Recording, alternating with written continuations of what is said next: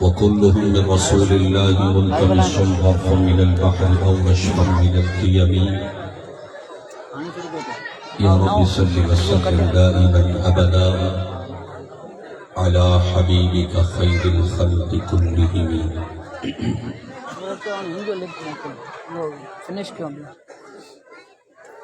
بلغ العلا بكماله كشف الدجى بجماله حسنت جميع خصاله صلوا عليه وآله. حمد و صلاۃ کے بعد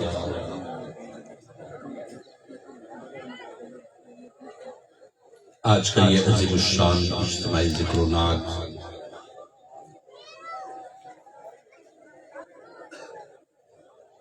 میلاد النبی صلی اللہ علیہ وسلم اور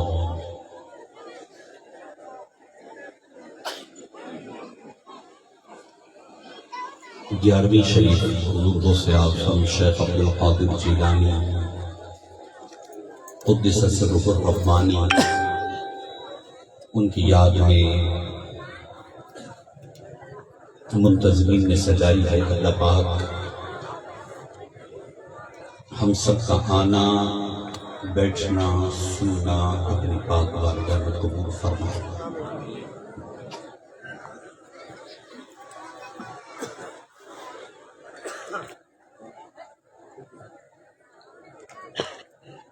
دنیا میں مختلف اقوام آباد ہیں.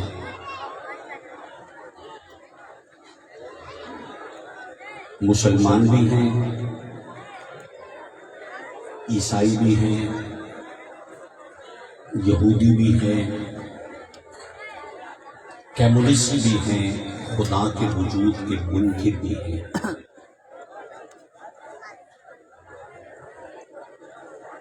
اور پھر مسلمانوں میں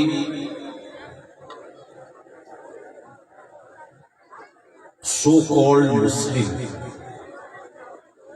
کلمہ گو لوگوں میں مختلف نظریات کے لوگ معاشرے میں رہتے ہیں. ہر مسلک، ہر مذہب، ہر دین اپنے اپنے اعتبار سے اس دنیا میں لوگوں کو موٹیویٹ کرتا ہے، اپنی طرف بلاتا ہے.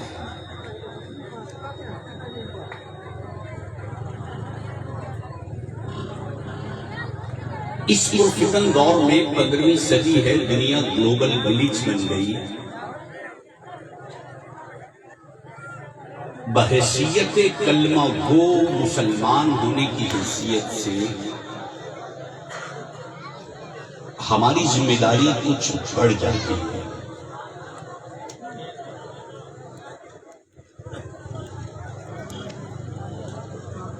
ہمیں بہت کچھ سوچنا پڑتا ہے.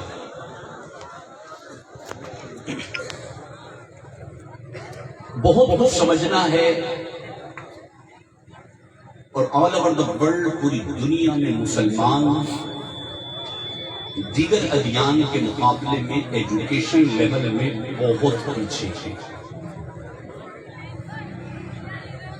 محفل کروا لے، میلاد شریف کی ہو، 11ویں شریف کی ہو، منقبت ہو جائے گی، ناخوانی ہو جائے گی. خطاب کسی حد تک ہمیں سمجھ میں آتا ہے اور کسی حد تک ہمیں سمجھ میں نہیں آتا، اور آخر میں لنگر ہوتا ہے. آج ابتدا میں بنیادی طور پر یہاں جتنے بھی ہمارے اسلامی بھائی آئے ہیں، اب تھوڑی دیر کے لیے آپ نیوٹرل ہو جائیں. آپ کچھ بھی نہیں ہیں، آپ صرف ایک کلمہ گو مسلمان ہیں، محمدی ہیں، نبی علیہ السلام کی امت میں ہیں، کلمہ گو مسلمان. اور آج اپنے ضمیر سے ضرور پوچھئے گا کہ آپ کو یہ دین سمجھ میں آیا ہے یا نہیں.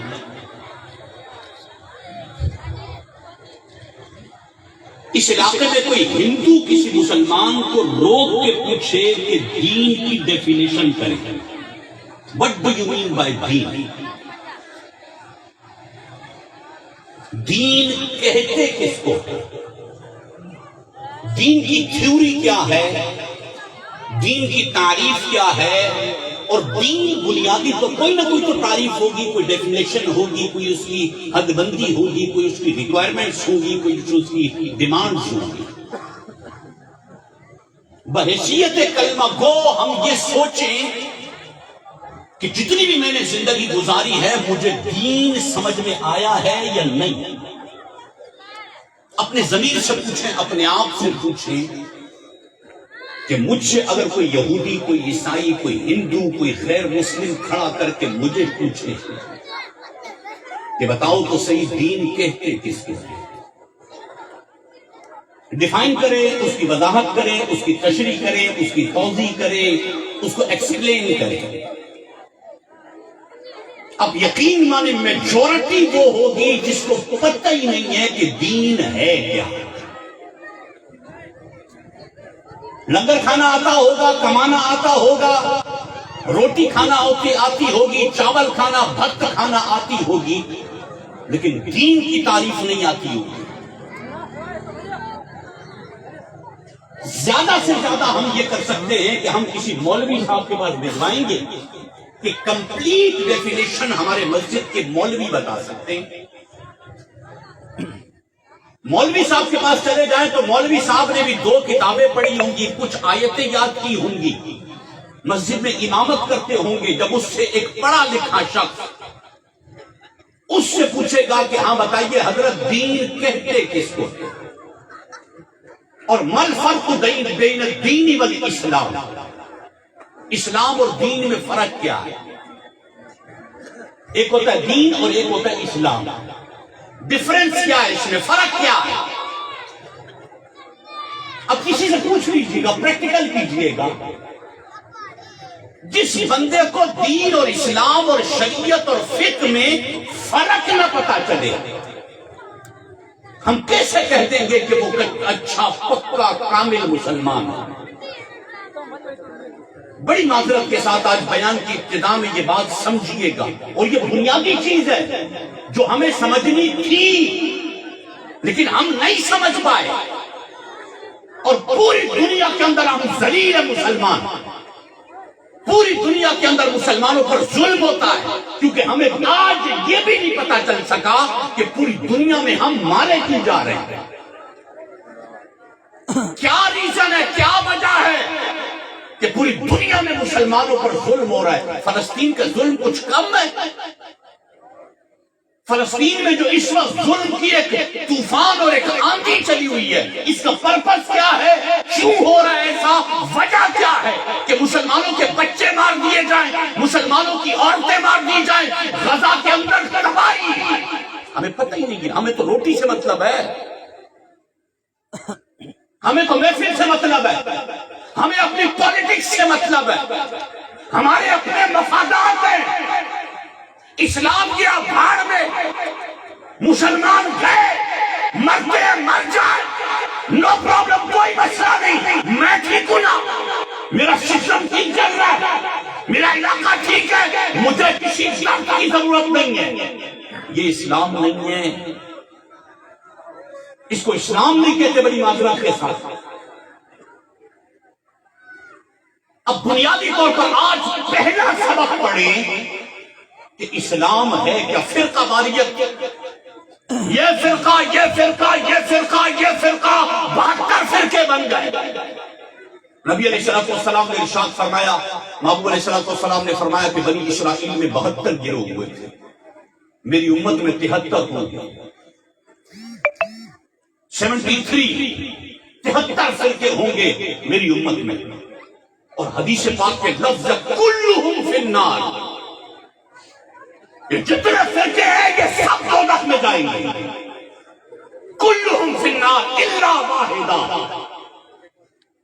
یہ سارے دوزخ میں جائیں گے مگر ایک۔ صحابہ کرام علیہ رضوان نے عرض کیا، رسول اللہ وہ کون ہوگا؟ وہ کون ہوگا جو جنت میں جائے گا؟ کلمہ تو سارے پڑھیں گے، نمازیں بھی ساری پڑھیں گے، تقوی بھی سب کے پاس ہوں گے، عبادتیں بھی ہوں گی، قرآن بھی ہوگا، حج بھی ہوگا، زکوٰۃ بھی ہوگی، نمازیں بھی ہوں گی۔ یہ سارے ہونے کے بعد اس کے باوجود نبی علیہ السلام نے فرمایا کلہم فی النار، سارے دوزخ میں جائیں گے الا واحدہ، ایک ہوگا۔ صحابہ کرام نے رضوان نے عرض کیا رسول اللہ صلی اللہ علیہ وسلم وہ کون ہوں گے؟ نبی علیہ السلام نے ارشاد فرمایا، ابو داؤد شریف کی حدیث ہے، نبی علیہ السلام نے فرمایا ما انا علیہ واصحابی، وہ عقائد اور کانسیپٹ، بیسک نظریات جس پر میں ہوں اور میرے صحابہ ہوں گے۔ بیسک کانسیپٹ وہ جن لوگوں کے ہوں گے وہ لوگ جنت میں جائیں گے۔ جو کانسیپٹ مصطفیٰ کریم علیہ السلام کے ہیں اور جو کانسیپٹ صحابہ کے ہیں، ما انا علیہ واصحابی، جس پر میں اور میرے صحابہ ہیں، جن کانسیپٹس پر، جن نظریات پر، جن اصولوں پر میں اور میرے صحابہ ہوں گے وہ لوگ جنت میں جائیں گے، اس کے علاوہ سب دوزخ میں جائیں گے۔ اسلام کا بنیادی سبق سمجھیے گا، ہمارا اسلام شروع توحید سے ہوتا ہے، ابتدا اس کی توحید ہے۔ یہ غوث، یہ کتب، یہ ابدال، یہ ولی، یہ 1500 ولایت کے درجات اپنے دماغ سے نکال دیں۔ دنیا میں کوئی غوث نہیں ہے، ایک لمحے کے لیے دماغ سے نکال دیا۔ اب سمجھے تو صحیح بنیادی اسلامک تھیوری کیا ہے۔ پہلی بنیاد دین اسلام کی عقیدہ توحید پر۔ جس بندے کی توحید کامل نہیں ہے، پوری نہیں ہے، اس کی ریکوائرمنٹ پوری نہیں ہے، اس کے تقاضے پورے نہیں ہے، وہ لاکھ خدا کو مانتا ہو وہ مسلمان نہیں ہو سکتا۔ جس نے شرک کیا وہ کبھی مسلمان نہیں ہو سکتا۔ جس نے رسول اللہ کے ساتھ کسی کو شریک ٹھہرایا وہ کبھی مسلمان نہیں ہو سکتا۔ اب آئیے اس بنیادی تھیوری کو سمجھتے ہوئے اب چلتے ہیں پہلے دن کی طرف۔ نظام بن گیا، زمین بن گئی، آسمان بن گیا، سب کچھ بن گیا۔ اب بڑی توجہ سے سنیے گا، انسان نہیں بنے ابھی تک، جنات انسانوں سے پہلے بنے، فرشتے انسانوں سے پہلے بنے۔ فرشتے عابد و معصوم ہیں، وہ غلطی نہیں کرتے، وہ خطا نہیں کرتے، اور بس اللہ کی عبادت میں لگے رہتے ہیں۔ دوسرے جنات میں سرکشی ہوتی ہے، جنات باغی بھی ہوتے ہیں، جنات ظلم بھی کرتے ہیں۔ زمین پہ انسان کے آباد ہونے سے پہلے جنات تھے۔ اس زمین پہ جس زمین پہ ہم ہیں نا، انسان بعد میں آباد ہوئے ہیں، ان سے پہلے جنات تھے۔ اور جنات میں آگ سے بنے ہیں، ان کی فطرت میں لڑائی ہے، ان کی فطرت میں جنگ ہے، سرکشی ہے، بغاوت ہے۔ جب انہوں نے بغاوت کی نا تو پروردگار عالم نے ایک بڑا جن ہے، بڑا شیطان ہے، بڑا جن ہے، وہ آسمانوں پہ تھا، جس کو ہمارے ہاں ابلیس کہتے ہیں، شیطان، ابلیس جسے کہا جاتا ہے۔ اچھا ابلیس اگرچہ کہ جن ہے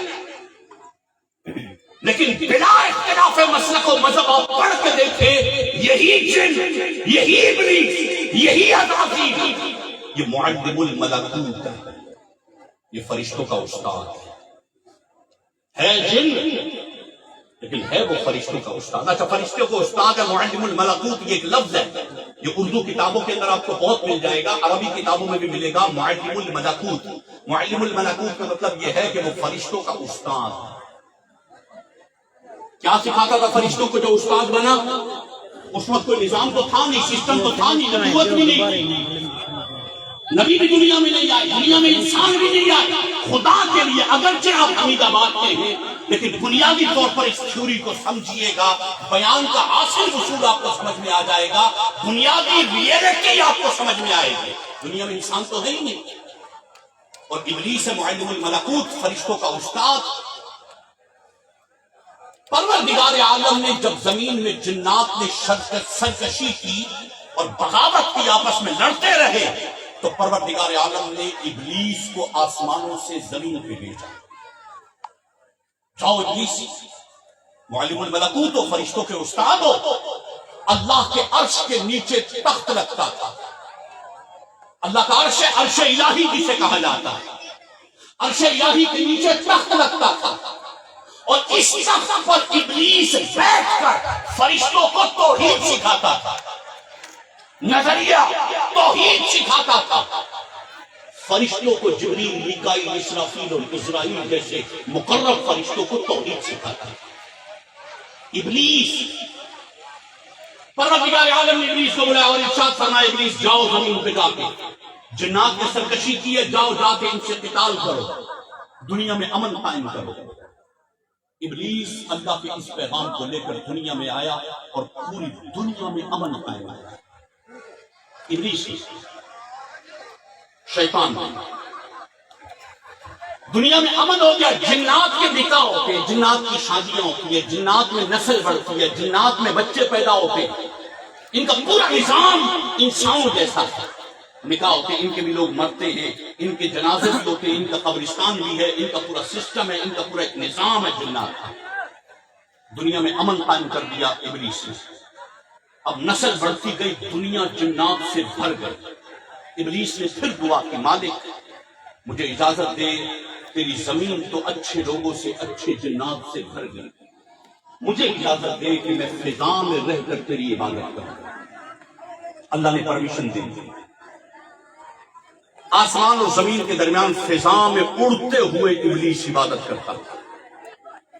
فضا بھر گئی، ابلیس نے اجازت مانگی. پہلے آسمان پر دوبارہ، پہلے آسمان پر پرمیشن ملی، پھر دوسرے پر، پھر تیسرے پر، پھر چوتھے پر، پھر پانچویں پر، پھر چھٹے پر، پھر ساتویں پر، اور پھر عرش الہی کے قریب ابلیس پہنچ گیا. دیکھیں اسلامک ہسٹری اور اسلامک تھیوری جب تک آپ سمجھیں گے نہیں، یہ صرف دوڑے اس سے کہانیاں سن کے دین سمجھ میں نہیں آئے گا. جب تک دین کی ریئلٹی اور حقیقت کو نہ سمجھا جائے کہ دین ہے کیا اور یہ ہمارے لیے ضروری کتنا ہے، اس کی امپورٹنس کیا ہے. ساتویں آسمان پہ پہنچ گیا. پروردگار عالم نے جناب آدم علیہ السلام کے لیے مٹی کا پتلا بنایا. فرشتوں سے کہا جاؤ زمین پہ مٹی لے کر آؤ، میں نے آدم کا پتلا بنانا ہے.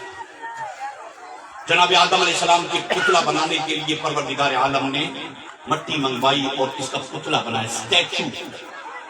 اسٹیچو بنانے کے بعد اس اسٹیچو کو اپنے عرش الہی کے ایک پائے کے ساتھ کھڑا کر دیا. پتلا، اسٹیچو قرآن ہے. پروردگار عالم ارشاد فرماتا ہے، اللہ فرماتا ہے انی جاعل فی الارض خلیفہ. اب یہ نظام انسانیت کا دنیا میں چلے گا تو میں اپنا ایک نائب بنانے والا ہوں. اپنا میں نے نائب بنانا ہے. انی جاعل فی الارض خلیفہ، میں زمین میں اپنا ایک خلیفہ بناؤں گا، اپنا ایک نائب بناؤں گا. اور جب یہ اعلان ہوا نا، پروردگار عالم نے فرمایا انی جاعل فی الارض خلیفہ، کہ میں زمین میں اپنا خلیفہ بنانے والا ہوں. سارے فرشتے، سارے جنات یہ گیم شور تھے، یہ کنفرم ہے کہ ہو نہ ہو وہ خلیفہ ابلیس ہوگا، کیونکہ بڑا طاقتور ہے. دنیا میں امن قائم کیا، شر ختم کیا، معلم الملکوت ہے، فرشتوں کو توحید سکھائی ہے، فرشتوں کا استاد ہے، اللہ کے عرش کے نیچے درس توحید دیتا ہے. ہو نہ ہو وہ خلیفہ ابلیس. یہ سارے آپس میں چمگویاں کرنے لگے. پروردگار عالم نے جناب آدم علیہ السلام کی مٹی کا پتلا بنوایا. پروردگار عالم نے ارشاد فرمایا جب مٹی کا پتلا بن گیا، جب وہ کھنکتی ہوئی مٹی سے بنایا، یہ قرآن ہے، اللہ قرآن میں فرماتا ہے، اور فرمایا جب یہ خشک ہو گیا نا مٹی کا پتلا، پروردگار عالم نے ارشاد فرمایا کہ وَإِذْ قُلْنَا لِلْمَلَائِكَةِ اسْجُدُوا لِآدَمَ. اب بڑی توجہ سے سنیے گا خدا کے لیے. آپ کا کوئی مسلک نہیں ہے، آپ صرف کلمہ گو مسلمان ہو. پروردگار عالم نے جناب آدم علیہ السلام کے حوالے سے فرمایا وَإِذْ قُلْنَا لِلْمَلَائِكَةِ اسْجُدُوا لِآدَمَ. اللہ نے فرمایا، فرشتوں سے فرمایا اسجدوا لآدم. اللہ فرشتوں سے فرما رہا ہے آدم کو سجدہ کر. اللہ کے علاوہ کسی اور کو سجدے کا حکم دینا کفر ہے. ایک لمحے کے لیے توحید سمجھیے گا، خدا اپنے لیے کہتا مجھے سجدہ کرو، اپنی ذات کے لیے خدا نے نہیں کہا وَإِذْ قُلْنَا لِلْمَلَائِكَةِ اسْجُدُوا لِآدَمَ، آدم کو سجدہ کرو۔ پہلی مرتبہ اللہ کا حکم ہے، اپنی آپ کو سجدہ نہیں کروا رہا، سجدہ کروا رہا ہے آدم کے پتلے کو۔ کہاں گئی توحید؟ ابلیس نے جب یہ آرڈر سنا نا، اس نے کہا نا بابا، اللہ کے علاوہ کسی اور کو سجدہ ہے ہی نہیں کروں گا آدم کو سجدہ۔ کیوں کروں؟ میں خدا کو سجدہ کرتا ہوں، خدا کے علاوہ کسی اور کو سجدہ نہیں کروں گا۔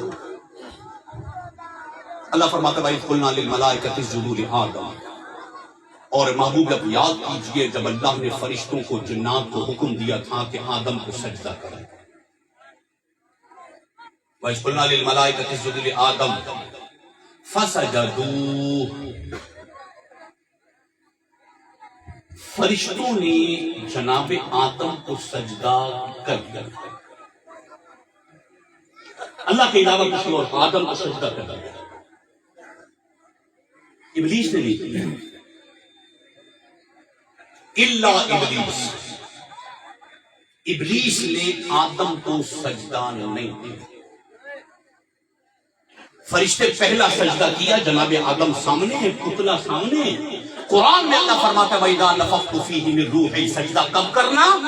وَإِذَا نَفَخْتُ فِيهِ مِن رُوحِي فَقَعُوا لَهُ سَاجِدِينَ، جب میں اس مٹی کے پتلے میں روح پھونکوں نا، تم سب نے سجدہ کرنا ہے اس آدم کو۔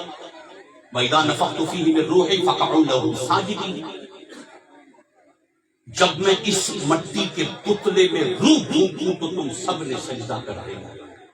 فسجد الملائکہ، قرآن ہے، اللہ فرماتا ہے فسجد الملائکۃ کلھم اجمعون، جتنے فرشتے تھے سب نے جناب آدم کو سجدہ الا ابلیس، ابلیس نے نہیں کیا۔ ابا، انکار کیا، واستکبر، پراؤڈ دکھایا، تکبر دکھایا، انانیت دکھائی۔ اسی قرآن میں اللہ فرماتا ہے اللہ نے ابلیس سے پوچھا کیوں نہیں کیا سجدہ آدم کو؟ جب میں نے کہا تھا کہ سجدہ کرو کیوں نہیں کیا؟ ابلیس نے کہا انا خیر منہ، میں اس سے بہتر ہوں، خلقتنی من نار وخلقتہ من طین، مجھے بنایا آگ سے، آدم کو بنایا مٹی سے، مٹی اور آگ میں آگ افضل ہے، اور مالک میں تیرے علاوہ غیر کو سجدہ کیوں کرتا؟ یہی تو توحید تھی کہ تیرے علاوہ سجدہ نہیں کرنا، یہی توحید ہے۔ ابلیس کا قول کتابوں میں لکھا ہے کہ مجھے نہیں سمجھ آئی، جن فرشتوں کو میں نے توحید سکھائی ان فرشتوں نے کیوں آدم کو سجدہ کیا؟ میں نے نہیں کیا، استاد ہوں، میں نے جناب آدم کو سجدہ نہیں کیا، میرے شاگردوں نے، فرشتوں نے نہ جانے کیسے کر دیا۔ اللہ فرماتا ہے ابا واستکبر وکان من الکافرین، انکار کیا، تکبر کیا اور کافروں میں سے ہو گیا۔ ابلیس کافر کیوں ہوا؟ کیا ابلیس نے خدا کو سجدہ نہیں کیا تھا؟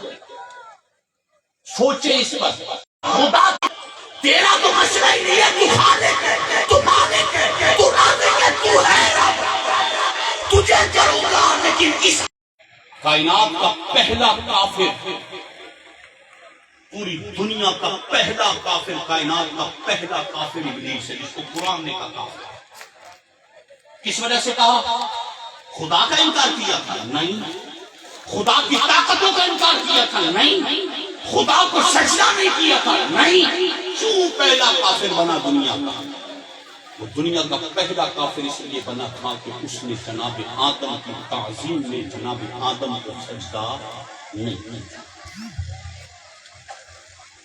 اب بات سمجھیے گا، خدا بات سمجھیے گا، جب تک کسی چیز کی بیس سمجھ میں نہیں آئے گی، اس پر بنی ہوئی جو 1000 منزلہ عمارت ہے وہ کبھی سمجھ نہیں آئے گی۔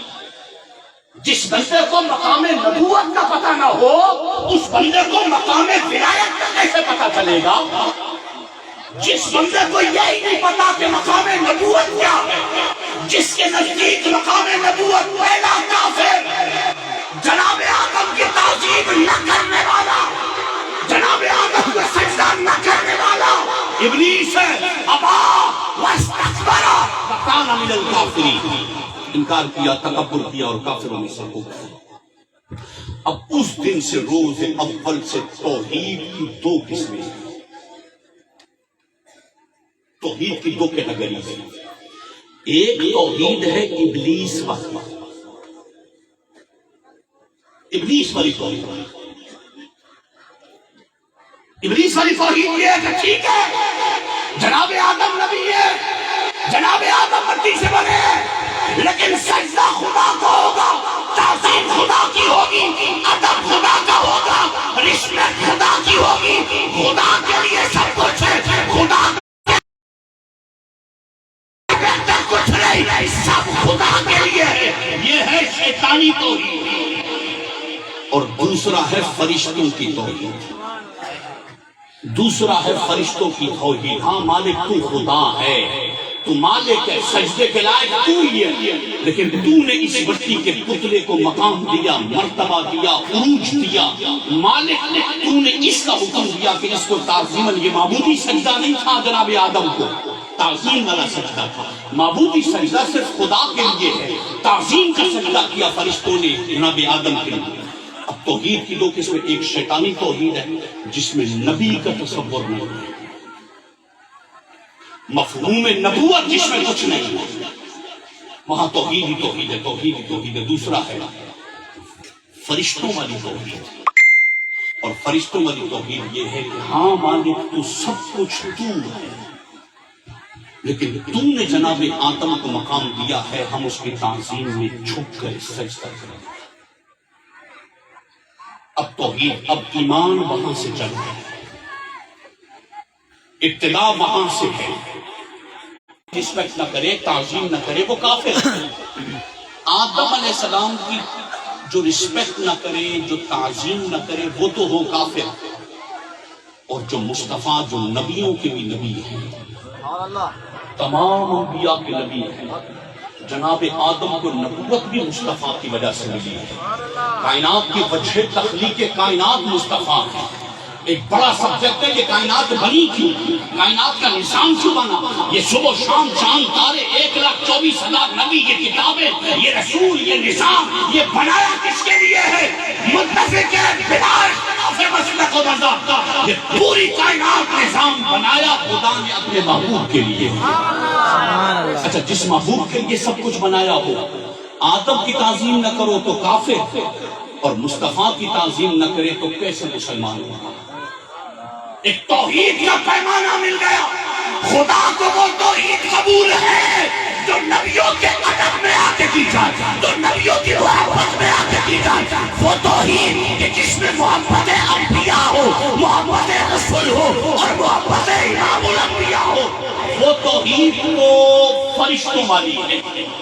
اور جس توحید میں نبی کو چھوڑ دیا جائے، وہ توحید بظاہر کلمہ تو ہوگا، لیکن وہ توحید شیطان والی ہے، رحمان والی، فرشتوں والی نہیں۔ اب یہاں ہماری توحید اس وقت تک مکمل نہیں جب تک ہماری توحید میں مصطفیٰ کی ذات نہیں ہو سکتی ہماری توحید۔ نبی کو چھوڑ کے کوئی بندہ کلمہ پڑھے، خدا کی عزت کی قسم وہ مسلمان نہیں ہے۔